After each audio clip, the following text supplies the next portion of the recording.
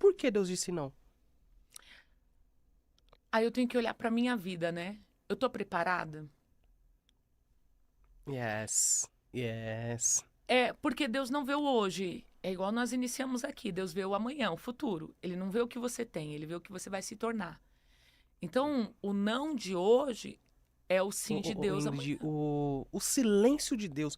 Como entender o silêncio de Deus? Como entender que o silêncio de Deus, por mais que pra gente soe como abandono, soe como ausência, como entender que Deus tem um propósito estabelecido através do silêncio dele? Que o silêncio do Senhor pode significar algo positivo para nós. O silêncio como algo positivo para nós, Yang, é a certeza que ele está trabalhando. Uau. Porque se a tua esposa manda mensagem para você agora e o Má manda mensagem para mim agora, a gente vai responder? Não, Por quê? a gente está ocupado, trabalhando.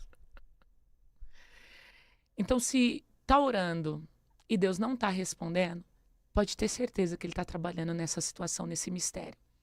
Uau. Porque quando o meu filho, eu já contei isso, ele passou pelo processo da endoscopia, tomou soda cáustica, aquela coisa toda, Uhum. por muito tempo Deus ficou em silêncio. O silêncio dele durou em média 3 anos. Não curava. Mas no dia que Deus falou com um decreto. E o decreto é: tá curado. Recebeu alta, não precisa mais fazer o tratamento. Então, a preocupação não é quando Deus está em silêncio. A preocupação é quando ele fala. Porque quando ele fala, é a ordem para se movimentar. Porque toda vez que Deus falou, principalmente em Gênesis, é uma fala de direção, é uma fala de orientação. Então as pessoas falam assim: Deus está em silêncio, tudo bem. Deus está em silêncio, mas quando ele falar, o que, que você vai fazer com aquilo que ele falou? Qual que vai ser a sua ação com aquilo que Deus falou pra você? Entende? Hum, As pessoas, elas querem que Deus fala, mas qual vai ser o movimento delas a partir daquilo que Deus fala? Porque Deus nunca fala para algo ficar parado. Ele sempre fala para algo estar em movimento. A mulher que deu água para ele, que no final das contas ele saciou a sede dela, né? O que, que ele diz? Vai agora, né? E ministra, ela deixa o cântaro dela, se torna a primeira missionária em Samaria e ela começa a dizer: olha, provavelmente, de fato, esse é o Cristo, Jesus o Cristo. Né? Quando o Senhor falou para aquele paralítico, né, 38 anos na beira do tanque, né, ele diz: o que, que você quer? O céu ficou em silêncio 38 anos. Mas quando o céu perguntou o que ele queria, ele não sabia responder.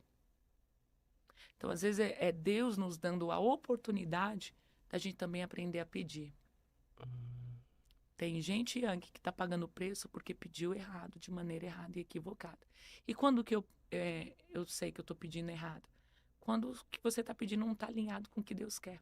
é o que você quer, mas não é o que Deus quer. Você quer aquilo, você quer seguir, às vezes, um caminho e Deus não tem aquilo pra você. Aí Deus te diz não. Na maioria das vezes, as pessoas se iram com Deus, colocam Deus na parede, a culpa foi de Deus, porque eu quis isso aqui, só que elas nunca pararam pra entender o que que poderia acontecer com elas se elas tivessem acesso àquilo que elas tanto queriam e que Deus sempre disse não. Uau! De frente com Yang Cash. É um fato. É isso. Uma coisa que você mais vê na igreja é pessoas questionando por que Deus disse não. Por que Deus disse não? Aí eu tenho que olhar para minha vida, né? Eu tô preparada? Yes, yes. É, porque Deus não vê o hoje. É igual nós iniciamos aqui. Deus vê o amanhã, o futuro. Ele não vê o que você tem, ele vê o que você vai se tornar. Então, o não de hoje é o sim de Deus amanhã. Eu encontrei com um pastor esses dias, Yang, que o filho dele foi diagnosticado com câncer invasivo no cérebro Uhum. e o médico só deu para ele alguns meses, 5 anos de idade. E aí, ele foi nos recepcionar no aeroporto e ele contando, né? E a gente sorrindo com ele ali, ele contando a história, e a gente chorando ao mesmo tempo, sentindo, né? E ele dizendo que o filho morreu. Ele pediu para Deus curar o filho dele. Deus não curou. Eu olhei para ele e falei assim, que coisa, né, pastor? Deus te emprestou ele só 5 anos, né? Porque tem filhos, Yang, que Deus dá para os pais. E tem pais que Deus dá para os Pros filhos. filhos. Então, Deus falou não para ele, né? E qual é esse não? É o da dor, é o da perda, é o do luto, né? É diferente de uma filha que está em dor porque o pai de 98 anos morreu. Sim. Aí ela pergunta por que Deus levou ele. 98 anos. Não faz sentido, Não faz sentido, exato. né? Mas e 5 anos de idade? Uhum. 98 anos de idade faz sentido, mas e 5 anos de idade? Não faz sentido. Aí o que não faz sentido, a gente que é pentecostal vai chamar de mistério. E mistério não é compreendido no físico, mistério é compreendido no mundo espiritual. E aí, Yang, entra aquela questão de Deus começar a usar a sua dor como bálsamo para a vida de alguém. E a galera não está entendendo isso. Yang, esses dias eu fui num culto e o pastor falou assim, queridos, tem provações que a gente passa que é o Senhor fazendo a gente ter experiência com Ele. Yang, não se fala mais de experiência com Deus. A galera gostou das minhas entrevistas com você porque eu falo muito De das minhas experiência com Deus, experiências com sim. Deus.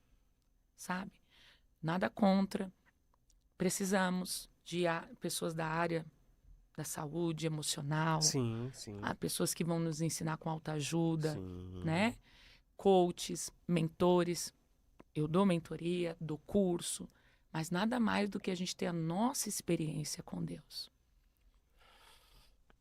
Né? Viver a sua experiência com Deus. Viver. Yes.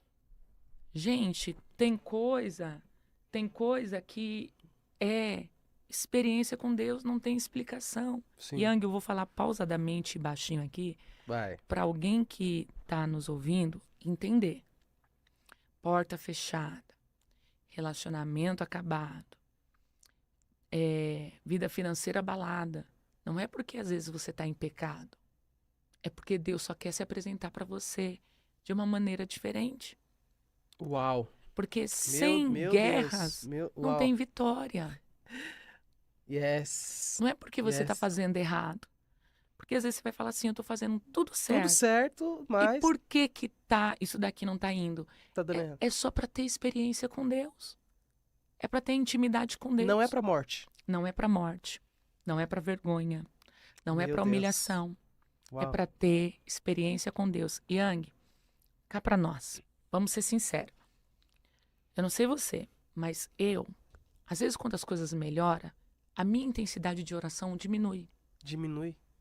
Diminui. Não sei com você, mas eu vou ser sincero, eu vou rasgar meu coração aqui. Sim. E todas as vezes que começa a surgir alguma coisa, eu entendo que não é o inferno me perseguindo. Não é. Não é o homem me humilhando. É o céu me chamando. Tá entendendo? Jonas, na barriga do grande peixe, ele teve um contato com o Senhor. Então, às vezes, o peixe para nós vai ser o lugar de secreto com Deus. A barriga do peixe para um profeta vai ser o lugar de encontro com os céus. Yang, eu vou falar outra coisa pausadamente aqui, tá? Tem gente que está pagando preço porque não está fazendo o que Deus manda. Tem gente que está pagando preço porque não está falando o que Deus manda. Tem gente que está pagando preço porque não está obedecendo à ordenança de Deus. Nem todo mundo é profeta.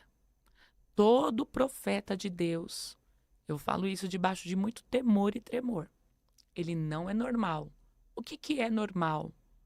Eu te pergunto, uma pessoa dentro de um avião, num silêncio, ela levanta e começa a gritar. Eu escutei isso de uma missionária. Atenção, atenção. os guerreiros que estão aqui dentro, o Senhor manda te dizer, entra na guerra e libera o som de línguas estranhas. E ela senta. E aí fica aquele silêncio, porque na hora que ela foi tomada, ela diz, porque o Senhor quer trazer um livramento para nós. E o avião nos ares. E aí ela senta, a comissária de bordo pede para ela ficar em silêncio. Daqui a pouco, ela vê uma mulher colocando o véu na cabeça e começa a falar em línguas. Do outro lado, o outro começa a falar em línguas. E os comissários, para manter, daqui a pouco, o piloto fala, atenção, tripulação, eu estou entendendo o que está acontecendo, havia uma situação aqui, mas o Senhor entrou na causa. Seja sincero, Yang, você faria isso? Não. Eu faria. Se Deus mandar, eu faço. Se eu estiver no meio da rua, dirigindo, e Deus falar, para o carro e fala com o carro que está do teu lado, eu paro. Eu faço. E eu não estou nem aí. Você está entendendo? Sim. O profeta de Deus, ele não é normal. Ele tem alguma coisa... Ele é coisado. Ele é coisado, para não falar aqui, né? Para não nominar. É. Então, assim, eu quero que até vocês cortem isso que eu quero falar. Profecia não faz sentido para quem está recebendo e para quem está liberando. Esse negócio de dizer, olha, a profecia faz sentido para você? Olha, eu senti no meu coração. Profecia não é colocada no coração e nem na cabeça. Todas as vezes que Deus vai falar com os profetas, Deus diz, abra tua boca. E eu te encherei. Abra tua boca e eu colocarei as palavras nela. Yes. Você está entendendo? Por que Deus fala, Deus não fala, abra o teu coração? Porque profecia não é para ser Não sentida. É pra ser sentida? Por que Deus não fala assim, abra tua mente, porque eu vou colocar as minhas palavras na tua mente? Por quê? Porque profecia não é para ser entendida e nem sentida. Profecia é para ser liberada. Uau. Profecia é para ser liberada. É só para ser liberada. Você está entendendo? Profecia é só para ser liberada. Ah, mas Natã, quando falou com o rei, falou em secreto. Mas e Micaías, que falou com Acabe na frente de Josafá, dizendo, tu vai para a guerra, mas tu vai voltar, mas vai voltar morto. E aí? Então, esse negócio de dizer a profecia faz sentido, a gente faz essa pergunta em sessão de terapia, com um psicólogo. Mas profecia não. Não tem que... Você sabe por quê? Primeiro, porque o nosso Deus é um Deus que chama os improváveis. Há 15 anos atrás, se o Senhor falasse que iria te colocar nessa região e que você seria um dos lugares que daria nome a quem tinha mensagem, você iria acreditar? Iria fazer sentido para você? Não iria fazer sentido. Você está entendendo? Mas as profecias foram liberadas. E no tempo certo de Deus, aconteceu.